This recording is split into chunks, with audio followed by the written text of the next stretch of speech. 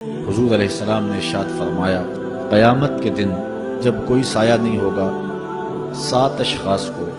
अल्लाह ताला जल्ला शानुहु अपने अर्श का ठंडा साया नसीब फरमाएगा। उनमें से पहला आदिल हुक्मरान है, दूसरा वो जवान जिसकी जवानी अल्लाह की याद में गुजरी, इबादत में बस हो, तीसरा वो शख्स कि जिसका दिल मस्जिद के साथ लगता है, चौथा वो शख्स